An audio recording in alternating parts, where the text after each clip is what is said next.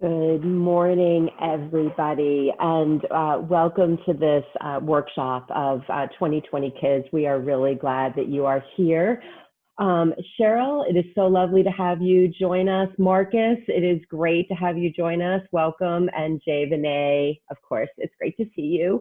I am going to go ahead. I'm Michelle Hughes. I am the Executive Director of NC Child, and I'm going to be moderating this session. And so we are going to make this sort of an informal conversation. I know folks might have some slides we're going to do, but we really are going to try to make this as interactive as possible. I'm going to introduce the speakers in just a moment, but first I just want to do a few housekeeping things. First, this session is completely bilingual in English and Spanish. We have a live interpreter on the line. So everybody is going to need to choose either an English or Spanish channel to hear the audio. And the way that you do that is if you go down to the bottom of your Zoom screen, you will see a globe and the word interpretation. If you hit that icon, you can then choose either Spanish or English.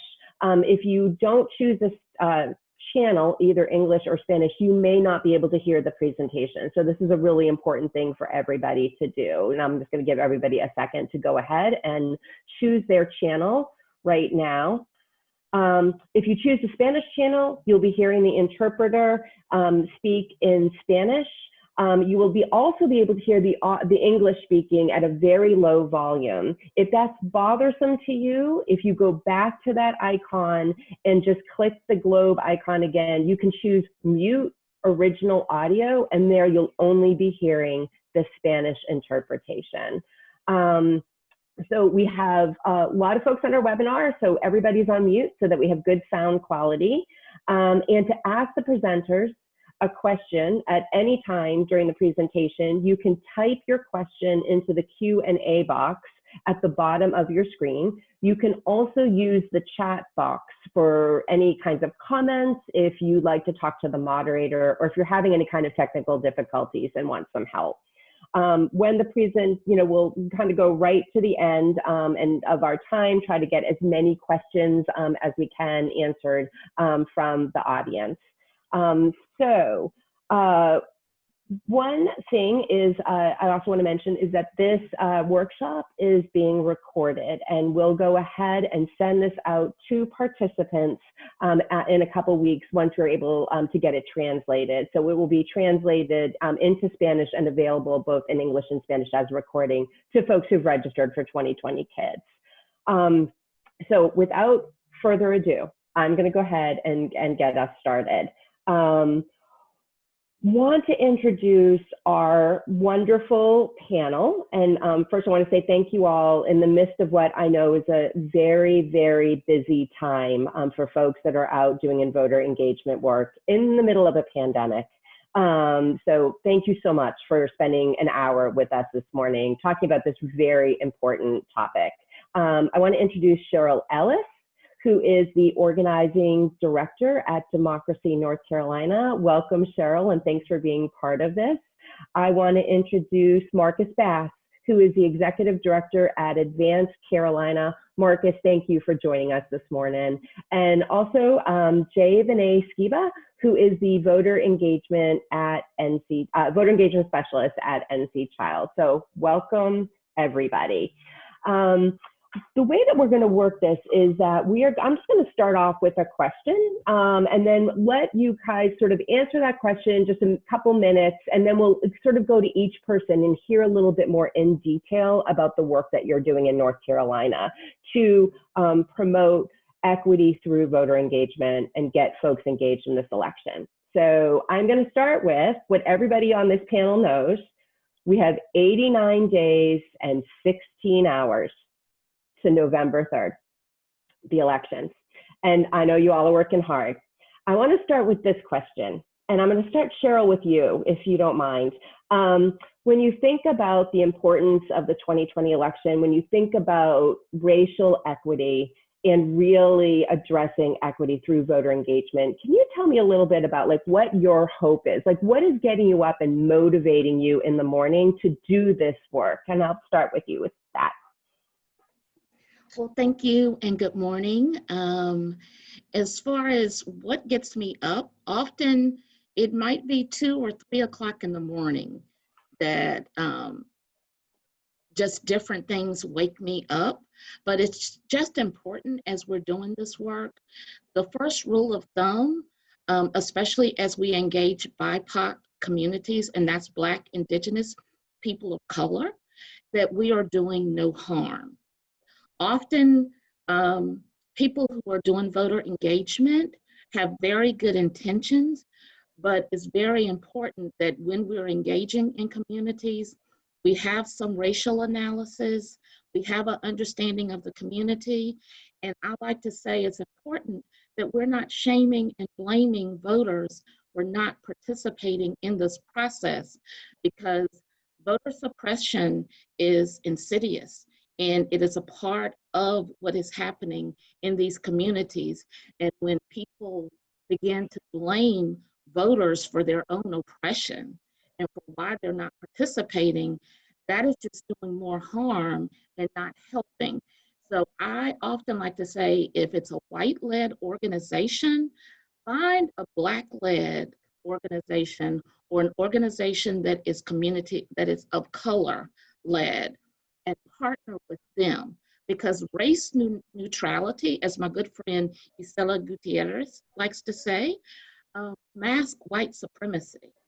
So going in with a neutral approach without any understanding of the history of the community is very harmful.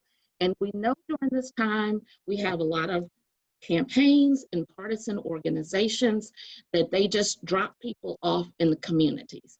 They have no idea, no concept, they don't know. And even with me being organizing director, I have to understand that what's happening in Western NC is very different than what's happening in Eastern North Carolina. And it is very different than what's happening in Central North Carolina.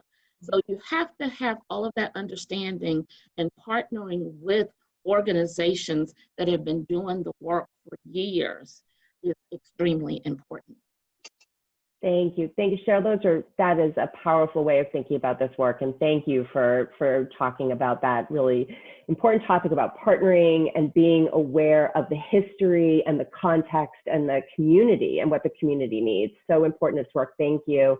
Marcus, I want to turn it over to you, and maybe sort of same kind of question. When you think about this election, when you think about racial equity and the important work that you're doing, what are your thoughts about that? What do you want to tell our panelists?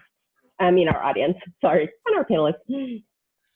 So I think, and good morning to everybody. I am very thrilled to be a part of this discussion.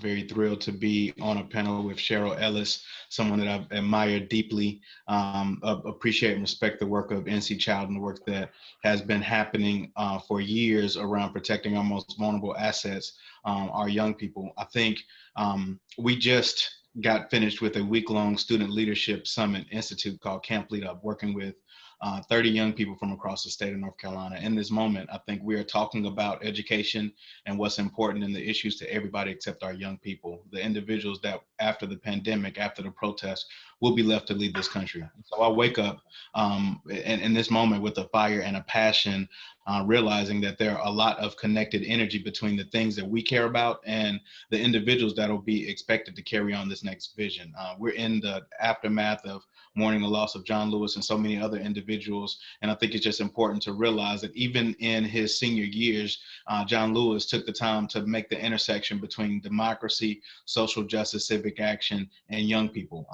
And during a Comic-Con conference, one of the more famous pictures of him recently was of him in comic full costume as his younger self, protesting with young people, reenacting the Selma March across the bridge. And I think it's moments like those that remind me of the circle that we're all in and our abilities, regardless of our various issues. And I think this year, in this election season with so much that is looking to undermine and divest in our future, what better thing to motivate us is to look at the young people that are right now having to deal with the decisions of adults who may not even have children in their families, and now having to, face the brunt of that. I think that's the fire that kind of keeps me motivated, and that connection between, the young people always being a part of the change.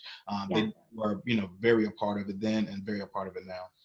Great. Thank you. Thank you for that. And that is a whole generation of kids and young people right now facing so many challenges: the pandemic, the economy, racial injustice of this country. What you say really resonates, I'm sure, with everyone about how important those young people are and future leadership is and their engagement. So thank you, Marcus.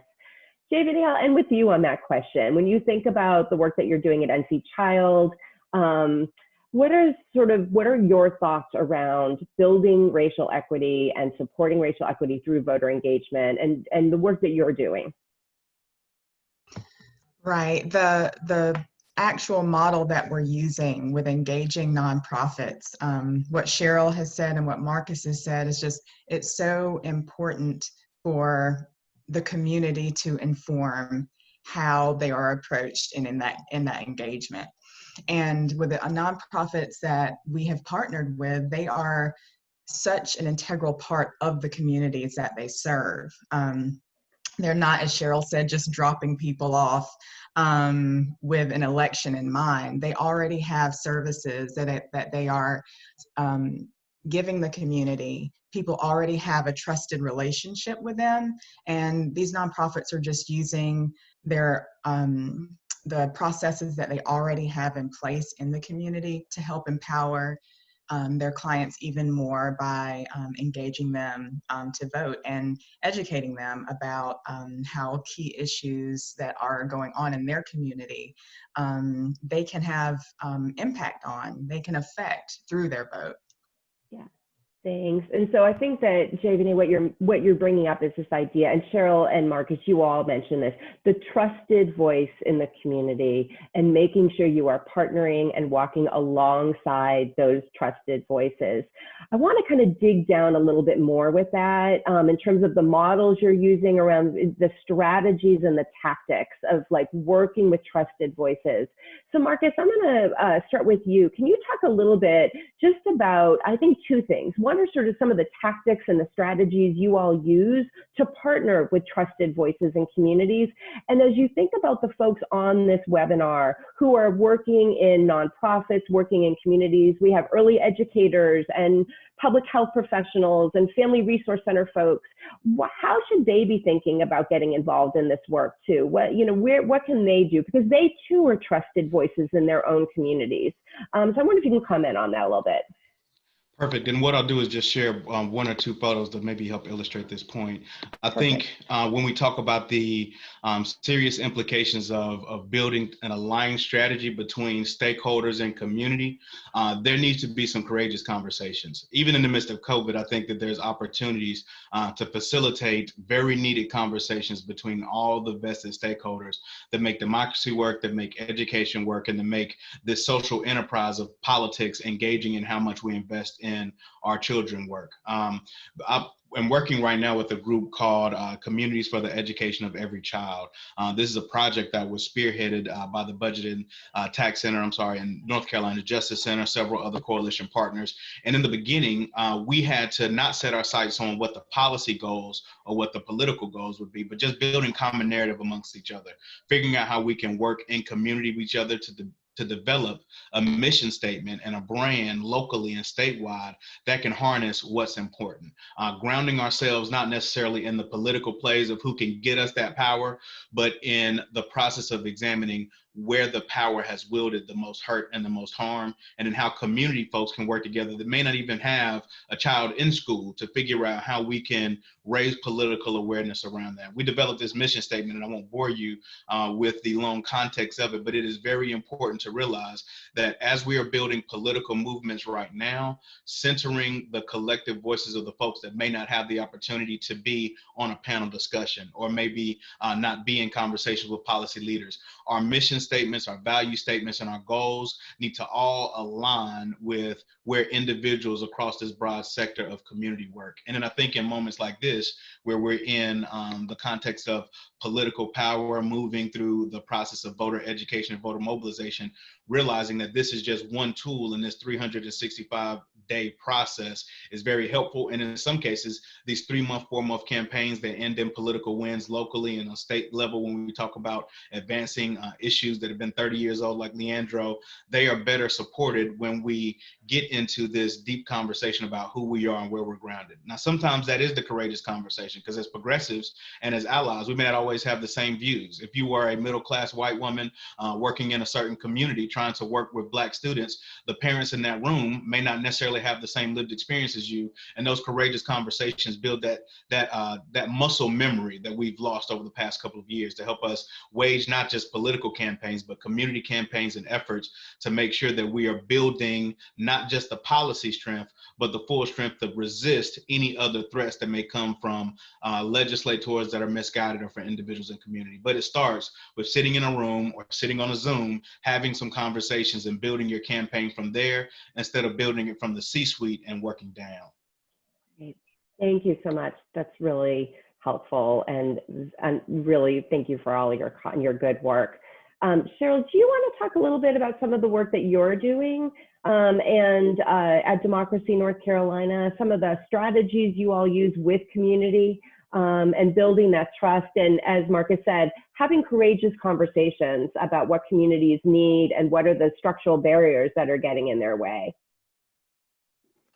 Okay, so much like was said earlier, one of the programs that is a real core this year is our nonprofit voter engagement.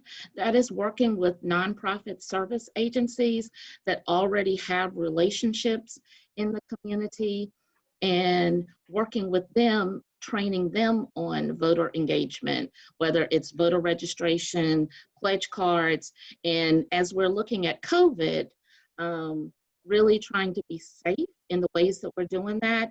So we are training them on online voter registration now that that is something that's available.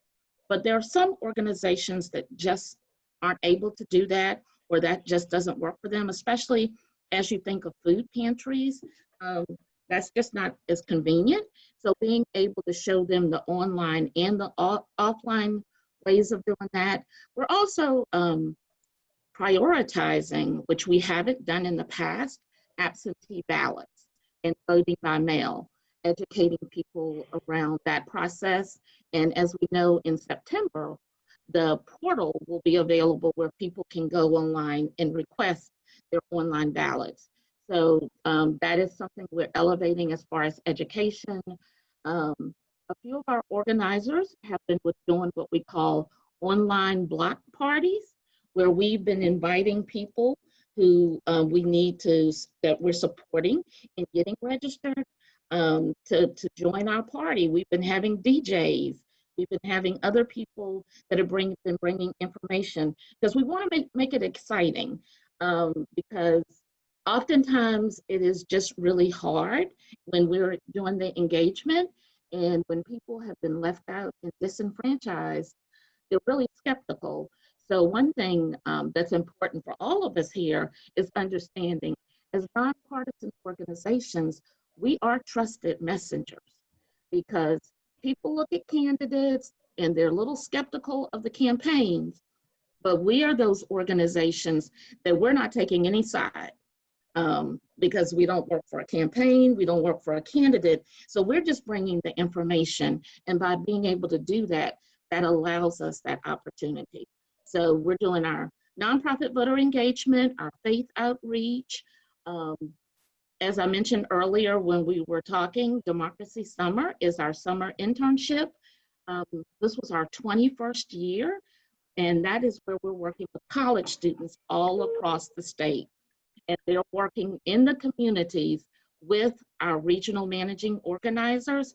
Of course, this year we had to do it a little bit differently. It was our first year. It was a completely digital democracy summer.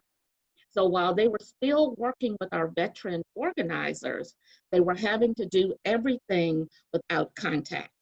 but they did an incredible job, and we were excited with what the capacity they were able to help build. And they're going to now go back to their colleges and take the information that they learned from us back to their schools. So those are just a few of the things that we're doing. In addition to, we have an advocacy department that they are working on the side of looking at what's going on with absentee ballots, with early voting, because if we don't have the right sites and the right hours, we can mobilize people as much as possible. But if those lines are so long and someone has only an hour to vote, that's problematic. And so any support that people can offer us around the early voting advocacy, we welcome that, because the process has been extended through August 7th. So please go to our website, democracync.org, to see how you can get connected, because voter engagement is the fun part. We like to call it, that's really sexy. But attending a Board of Election meeting may not be as exciting, but it is so critical, because they need to see us. We need to show up, make sure they know we're watching, we're listening. We know if they're gonna eliminate a site that's historically used by Black and brown communities, we cannot allow that to happen, to say, well, we're gonna put a site over in this area that may be more white.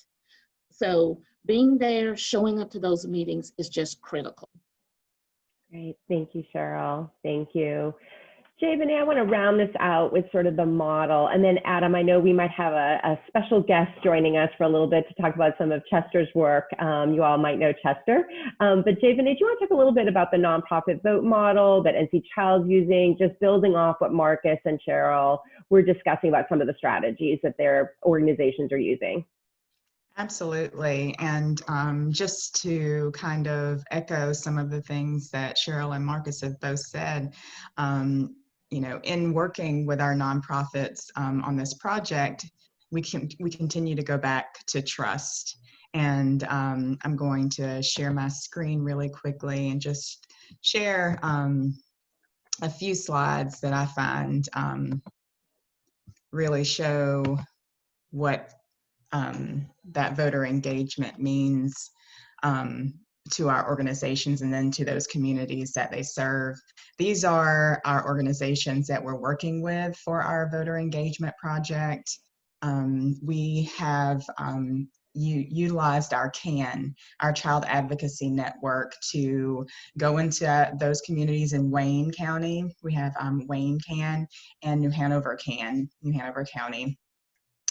Resiliency Task Force, and we've recruited these organizations who have a reach into their community, that are trusted, that already have mechanisms within their work to reach what we would call low propensity voters, who generally tend to be more diverse, lower income, or just younger. What we find is, and this is from Nonprofit Vote, again, we go back to that nonprofit vote model that we're using at NC Child for voter engagement. We want to be in that positive feedback loop. We want the people that our organizations that are partnering with us to really be empowered by that vote. And nonprofits do that by giving them information that they can trust, as Cheryl mentioned. They go out and vote. They're labeled as likely voters. And then campaigns make more of an effort to make contact.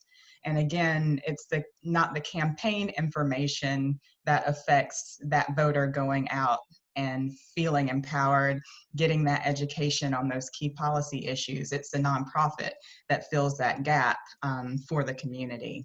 And so we're really relying on that nonprofit's place in the community.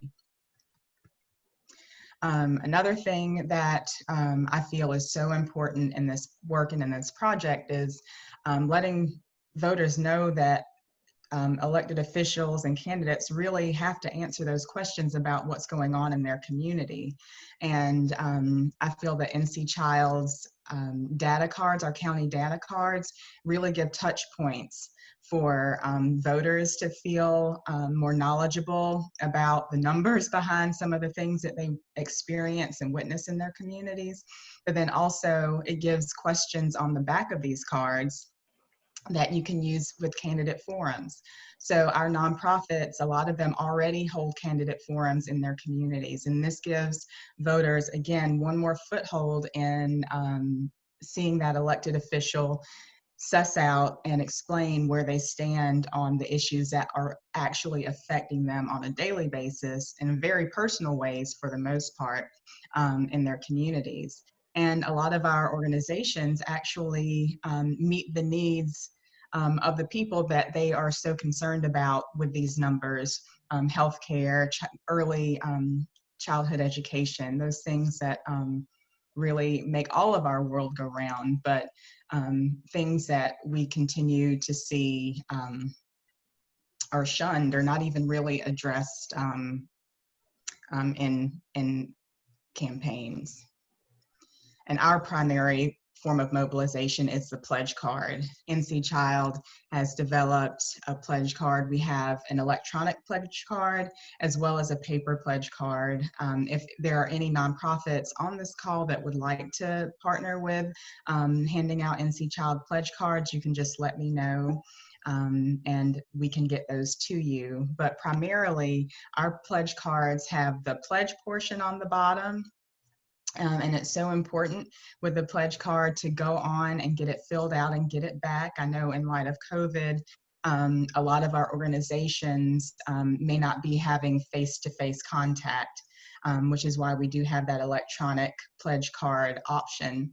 But for other organizations that do have that contact, we have a Dillard Academy, we've had Freedom Schools and New Hanover County Council of PTAs.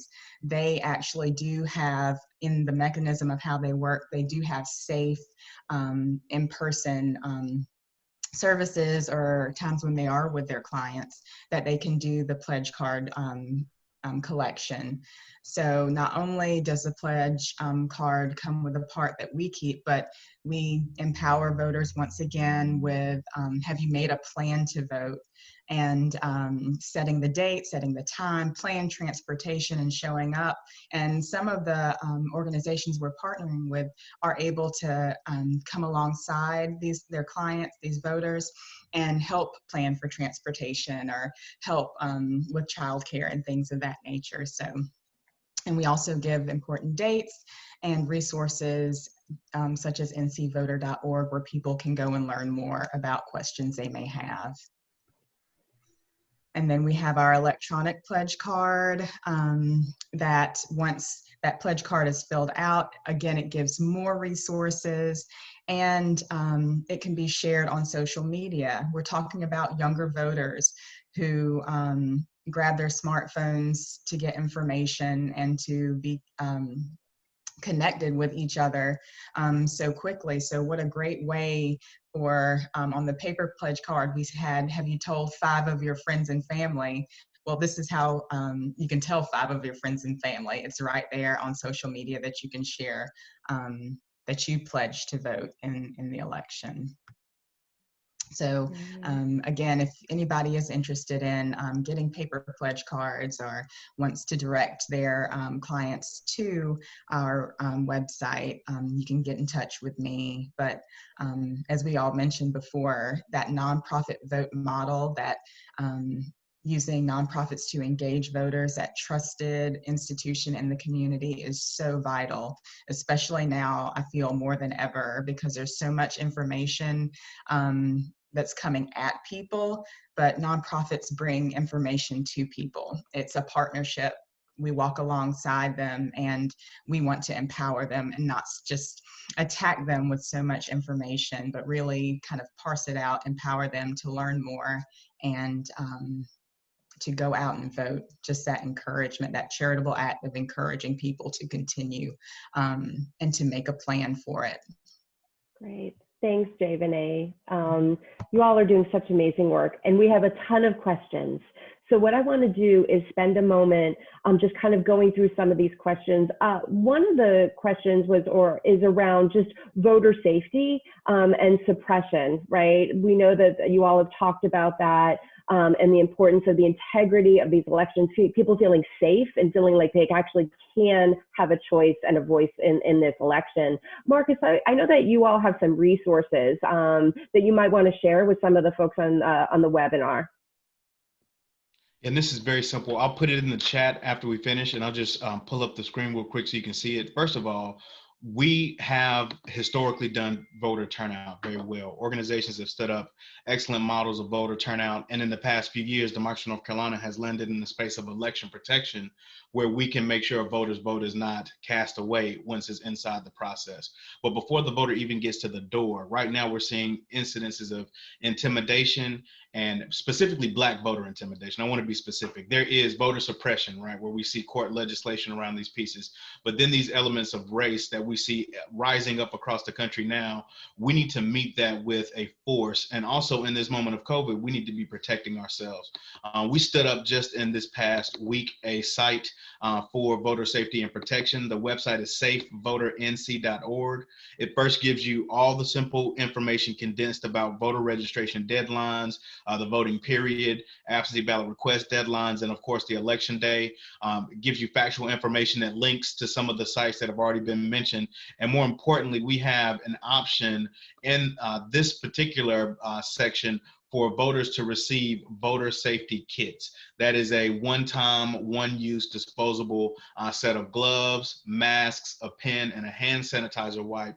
And in the next few days, we're going to launch a number where individuals can call with incidences of hate that are reported in their area. So you see here at the bottom, you can actually click here to protect yourself by receiving a free PPE kit, and then also you get an absentee ballot request form. So I know that there are a lot of other things that are moving and a lot of other information. I'll be sure to put that in the chat, but just wanted to make sure folks know you can receive a free kit. We have 250,000 of these that we're giving out across North Carolina. So if you go online at safevoternc.org, you can request your kit, and they will be administered to you. You will receive it before early voting.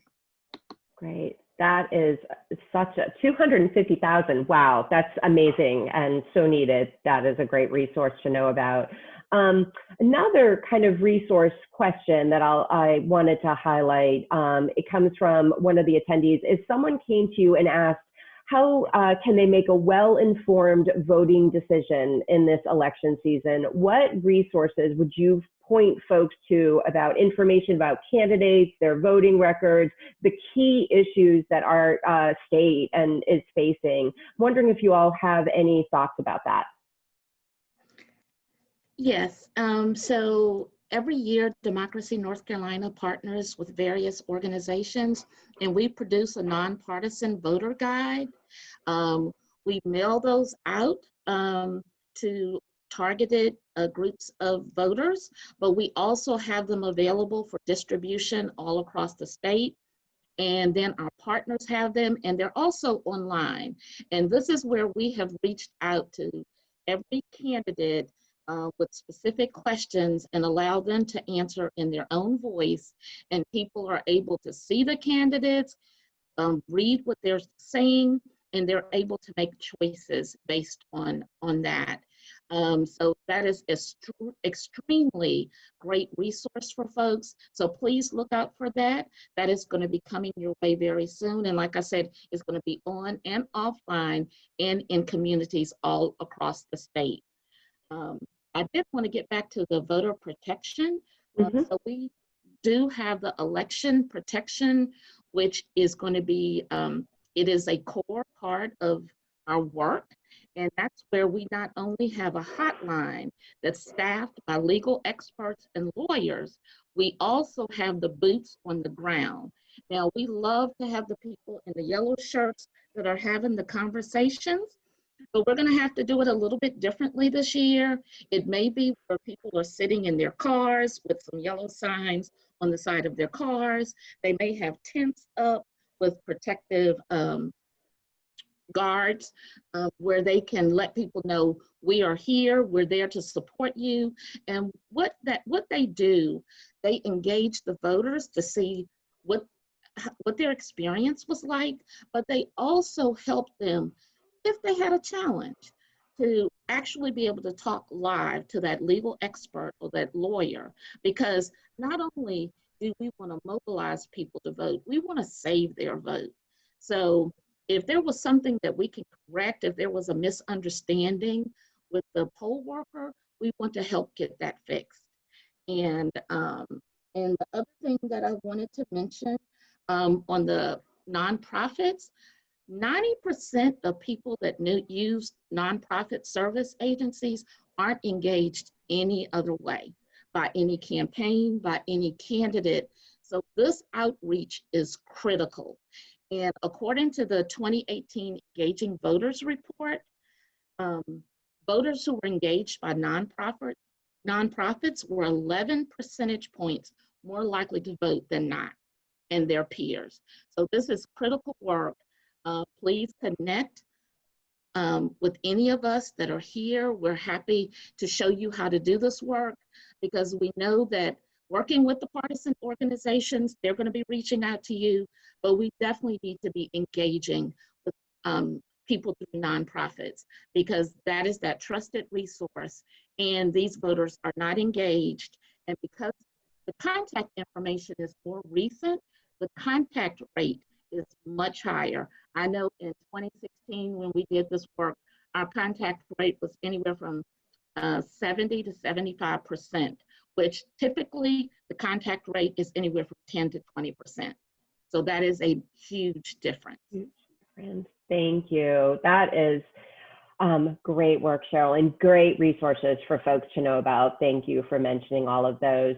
And kind of following on that line about the importance of nonprofits, one of the questions from Lee Boardley is, can folks talk about what types of tasks nonprofits can engage in? What are those lines, the rules, both legally and kind of ethically? Are there sort of things nonprofits need to pay attention to when they are engaged in helping the folks that they serve get registered and get out the vote? And Javane, do you want to start, and then we'll kind of go to our other panelists and see what they can add? Absolutely. Engaging and educating voters, encouraging them to vote, is a charitable act. So those things that nonprofits do that are nonpartisan, like hosting candidate forums where all candidates are represented and invited to come, or things that are not appropriate are rating candidates, or asking pointed questions that pigeonhole candidates into answering a certain way. Those are things that are inappropriate that nonprofits cannot do. But any efforts to encourage people to vote, like the pledge cards, or providing childcare or transportation, those are things that organizations can absolutely do to encourage people to vote. And also, I do want to mention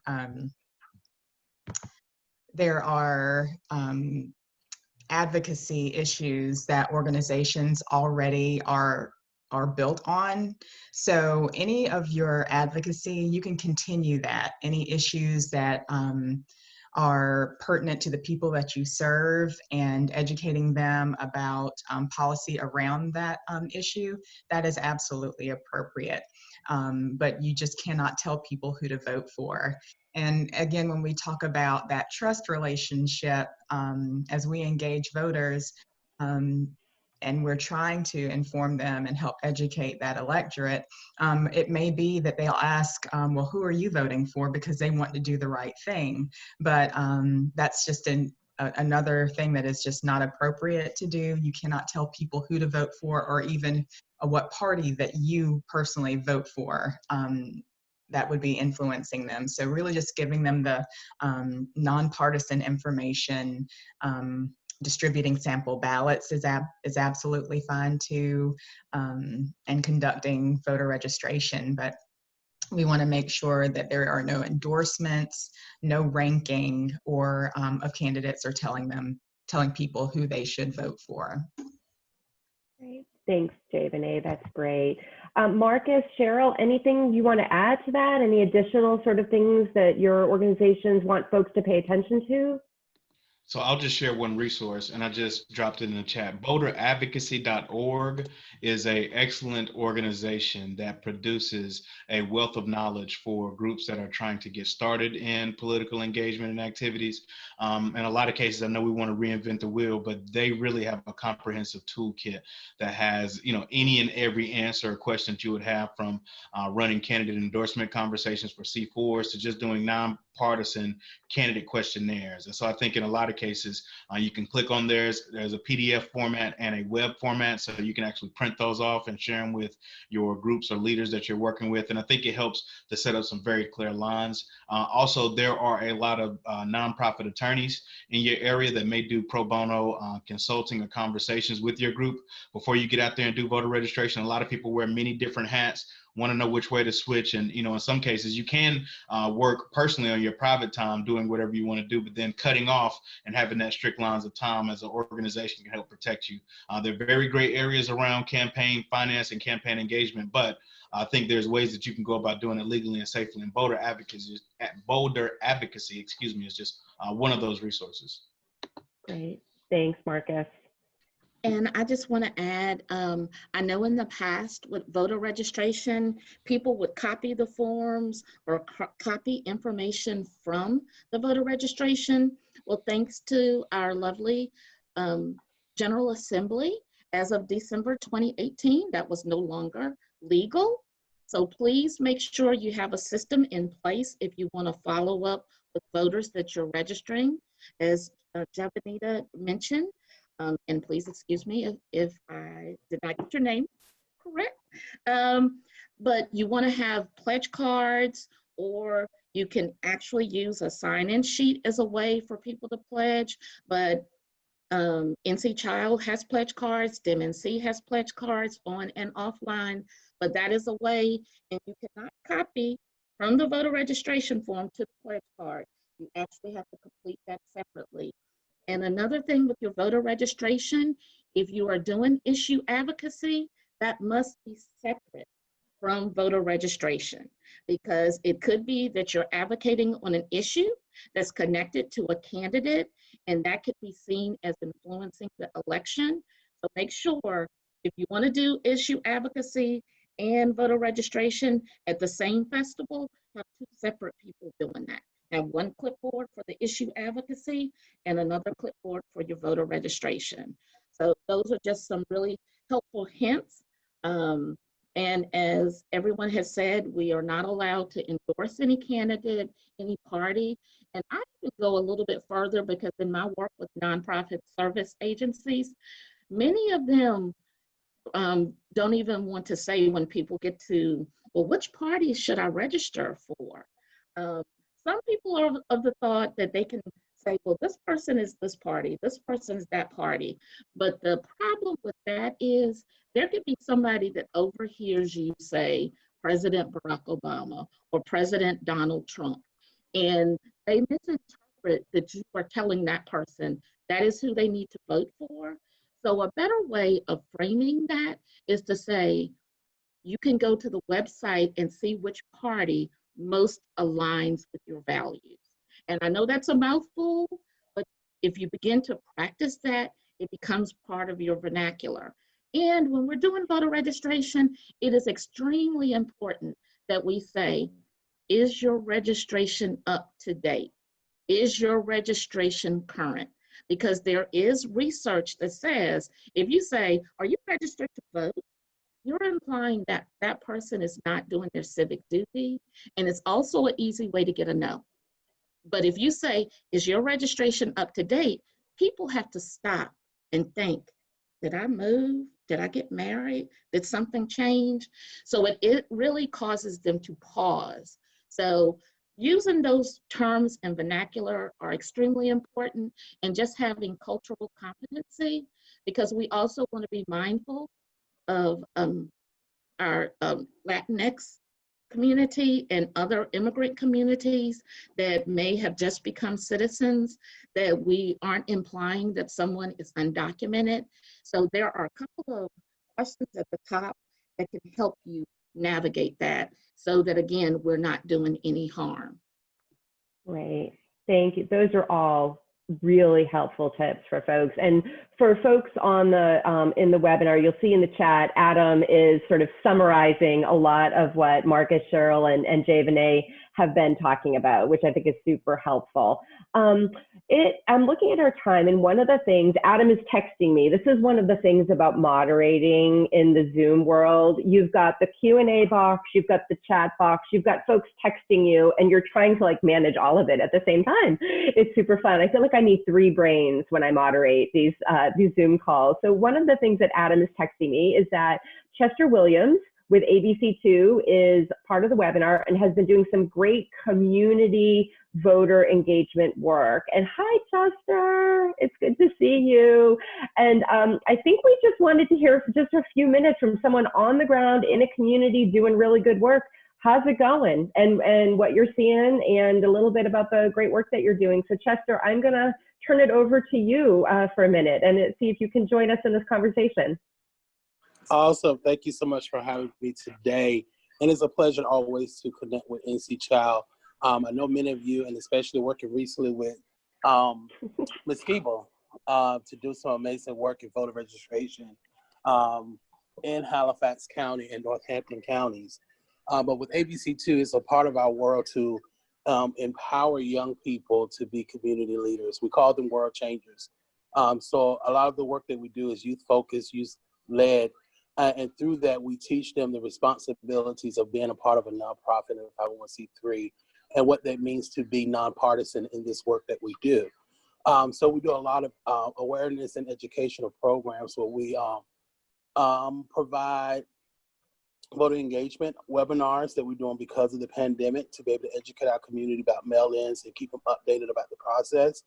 But in the past, we have done Party at the Polls, which was a family-oriented experience to teach the responsibilities and the fundamentals of our rights to vote. Also, we try to think of other things that we do. We do the pledge cards, which have been very excited for our community. And just like Cheryl said, instead of asking them, are you registered to vote? Because that does get an easy no. But actually say, are you updated with your voter registration? So we teach those skills to our young people. They've been participating in a lot of trainings that's provided by Blueprint and also activities that's offered by NC Child to make sure that they are aware of the right information. Most recently, we're planning a virtual candidates forum that's not going to be a debate, to be able to have young people to ask questions to candidates that impact their lives and the decision making. And then overall in our work that we do pre-register 16 and 17-year-olds so that when they are 18, they are ready to vote. Yeah. We're also advocating for lower the voting age to 16, but also a caveat within that is working with other youth organizations to build that empowerment or that activate youth power of more young people running for political office or public office, but also been applying to be on boards and commissions and committees in local communities to help making that local systemic changes that's necessary. Because we always say nothing about us without us is for us. So we have to be at that table or we take our seats at those tables. Yeah. So that's what ABC2 is about, is creating world changers and world leaders. Chester, it's wonderful. This is Adam here with NC Child, and thank you so much for the work you're doing. And one thing I just wanted to ask you just on the kind of X's and O's of collecting the pledge cards, for example. How do you all are successful at doing that? How do you think that, what are some of your best tips for actually getting voter pledge cards collected from folks? So the most important thing is that we strategize and plan. One thing you know about ABC2, we do have a lot of meetings. We have weekly meetings on Sunday at 8 p.m.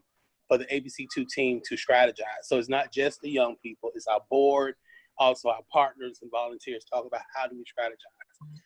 And we always believe in, always go to where people are gathered. So we have a lot of food banks giving away food. We have a lot of community events that are taking place as a response to COVID-19. So we plug in, can we be there? Or can we bomb your Zoom? If you're having a meeting, can we plug in right at the end and say, hey, get out to vote, get your voter registration done. If you need a pledge card, holler at us. Or if you need to get your census done, because we're seeing that overlap in this conversation for 2020.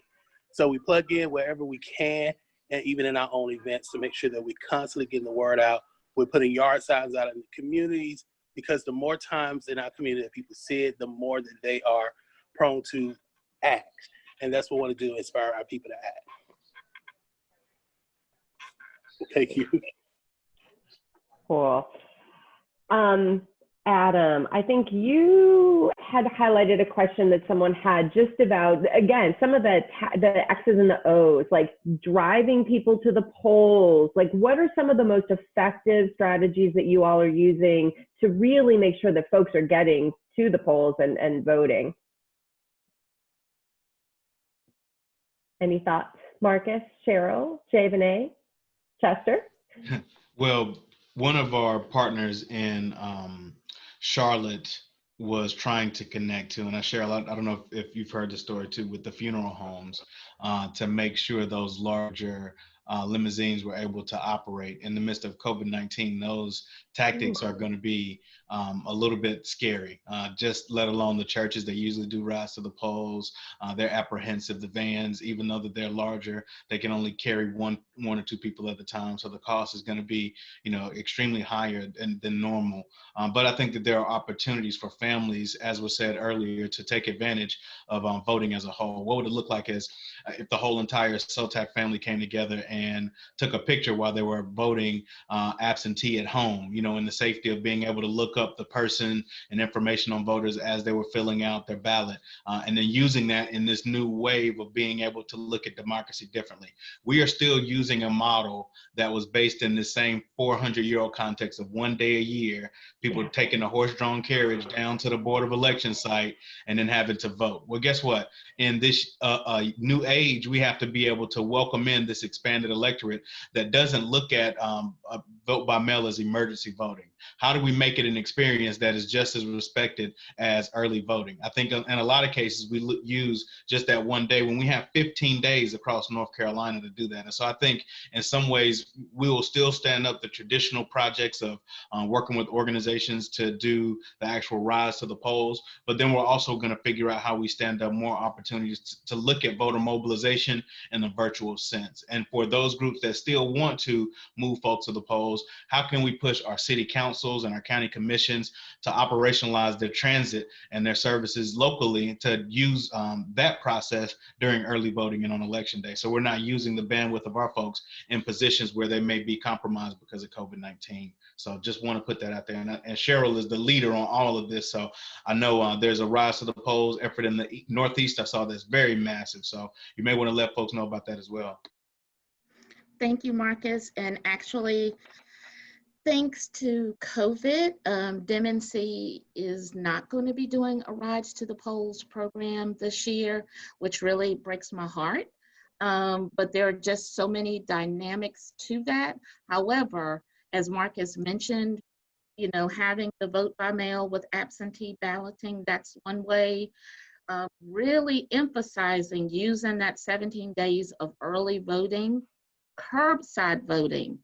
People need to understand with curbside voting, it does not mean you have a permanent disability. It could just be that day your ankle is hurting.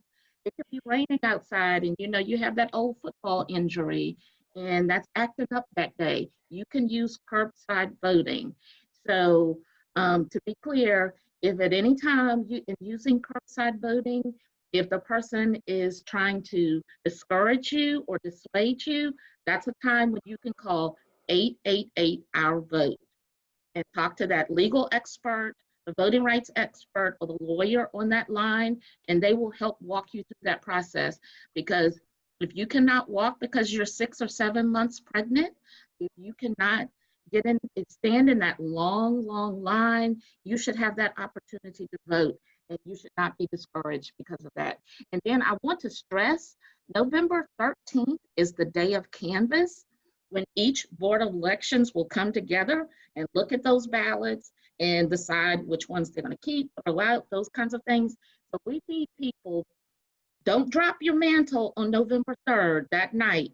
We need you to be joining us on November 13th all across the state. So just like we're bird dogging the BOE around early voting, we're protecting the votes. We need to continue to protect the votes on November 13th, because that's the day of canvass, when all 100 counties will be coming together to look at those ballots. Great, thanks, Cheryl. One question that is in the chat that I want to, I think, direct to Cheryl, because I think you talked most about this, is can you explain the statement, make sure when registering voters you frame it as, quote, is your voter registration up to date? Can you just talk just a little bit more about that? Sure. And when we're registering voters, we want to remove as many obstacles as possible. And one of those is that no. And asking, are you registered to vote? That is going to get you an easy no. But saying, is your voter registration up to date? That causes people to pause. So whether you're registering at a nonprofit, whether you're at a strip mall, and I know with COVID, people are trying to find creative ways to do this. So wherever you are, it's really important, that frame, because again, it can offend someone. It can also just give them that easy out to say no. So you can say, is your voter registration up to date? Is your voter registration current? And practice it. And you know, because I've been doing voter registration since 2007. I've done thousands and thousands. I've looked over thousands and thousands of voter registrations, and I can tell you, because I worked to remove obstacles, I cannot remember getting a no, because I used that frame. And you can complete the form, and I really encourage people, if you are doing in-person voter registration, complete the form, because you could be dealing with somebody who doesn't have their glasses. There could be a literacy issue. Again, you want to remove obstacles, and you want to create that yes. Great, thank you. And then as it's 10:28, so I think this might be our last question. 10:30 is the end of our session. Last question is, how can we help on November 13th? And Cheryl, that might be for you again. Okay, I'm sorry, I was distracted really quickly. No. Can you repeat that? Of course. How can we help on November 13th? So on November 13th, you can go to our website, sign up to join us. We're going to have that invitation that we're going to be sending out, and you can connect to any of our regional managing organizers. We have 7. We have one in Western North Carolina, one in the Charlotte Metrolina area, the Triad, the Triangle, Northeastern North Carolina, Eastern North Carolina, and Southeastern North Carolina. So please just go to our website. We'll have the information there, and connect with any of our organizers. And also, you can connect with me. Great, thank you, thank you. Well, as we close up this session, I want to give all of our amazing panelists one last opportunity to say one thing that your hope. So if you are on November the 4th are like, holy moly, our voter engagement looked like this, and it warmed your heart and inspired you for the future, what would it be? Marcus, I'll start with you. I really feel like there's some serious threats to voter turnout. I would love to see, particularly in Eastern North Carolina, on Election Day, the largest turnout of rural communities coming together, standing up for their rights. 30 years after the Leandro ruling, we still have inequities in our schooling.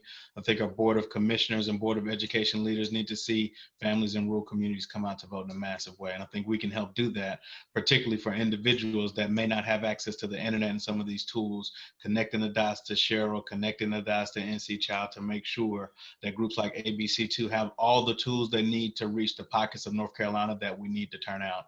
And so that's what I would like to see on November 4th. That was a great hope and a great goal, which I hope we see. Jay Vinay.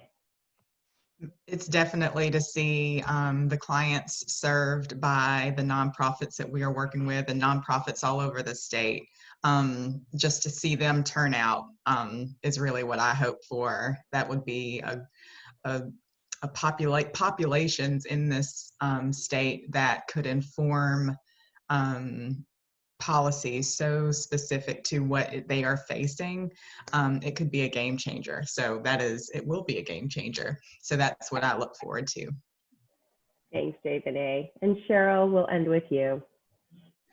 And I will just echo what everyone else has said. Just seeing that higher turnout, especially in the rural communities where we have the digital deserts, where we just saw this hurricane pass.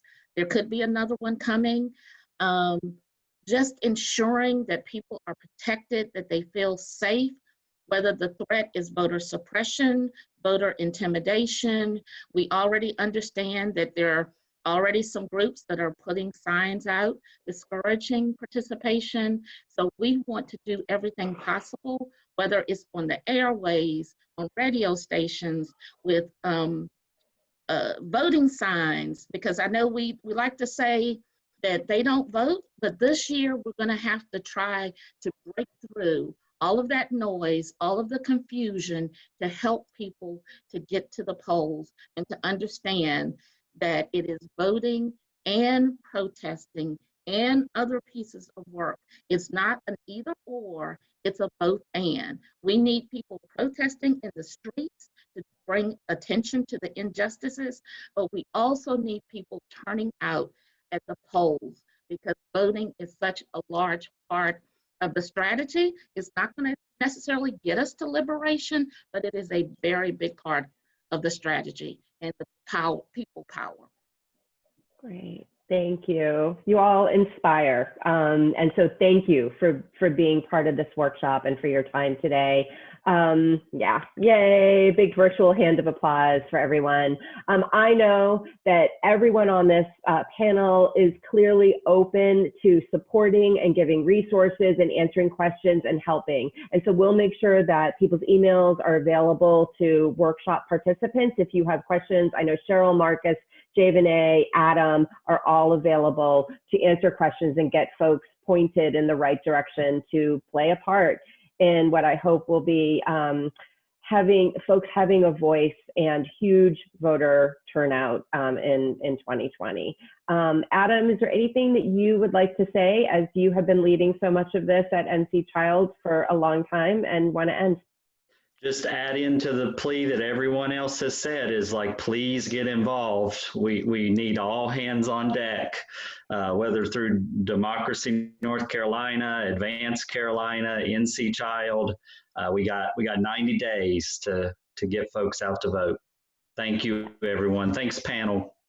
Thank you, everybody. And everybody that is participating, thank you. Get involved, get out there. And thanks for being part of this, and we'll see you soon. Bye, everybody.